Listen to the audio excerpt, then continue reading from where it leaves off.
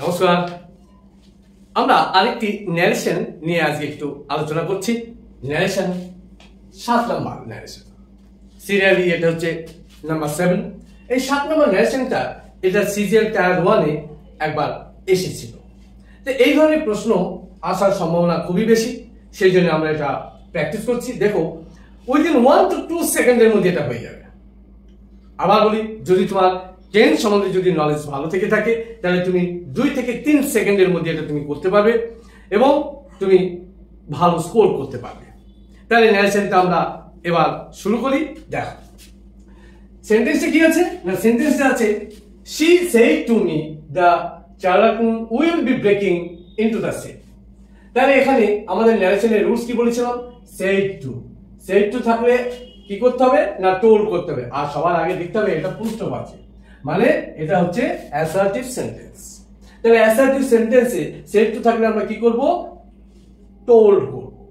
ভালো করে দেখো। আর এটা দেখো, এটা কোন টেন্সে আছে, উইল বি V1 ing, মানে future continuous tense. Future continuous tense.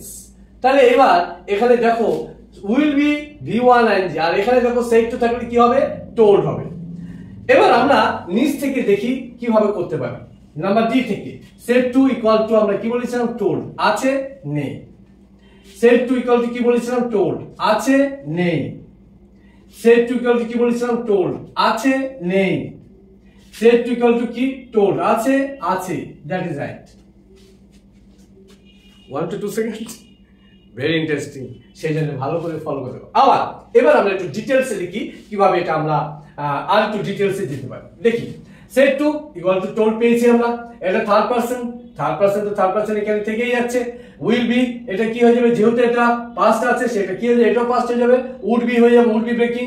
ঠিক আছে না, এটা কি আছে, said to, এখানে যদি টোল্ড হতো তো ঠিকই ছিল, নেই। উইল বি একই জিনিস আছে, দ্যাট ইজ রং। আবার দেখো said to, সেই said to আছে। আবার এখানে দেখো ক্যান বি, এটা পুরো চেঞ্জ করে দিয়েছে, দ্যাট ইজ রং। আবার দেখো said to, আবার এখানে ইজ ব্রেকিং করে দিয়েছে, দ্যাট ইজ রং। সো আমি আবার বলবো, বারবার বলবো, টেন্সকে ফলো করো, টেন্স ফলো করো এবং ভালো করে ইনফিনিটিভ, মোডাল, জিরান্ট, এগুলো একটু ভালো করে ফলো করো, দেখবে তোমার ইংলিশ একদম ইজি হয়ে গেছে। আবার বলি, 25টা প্রশ্নের মধ্যে তুমি 23-24 তুমি পেতেই পারো। ভিডিওটি লাইক করবে, শেয়ার করবে এবং সাবস্ক্রাইব করবে এইরকম সুন্দর সুন্দর টিপস পেতে।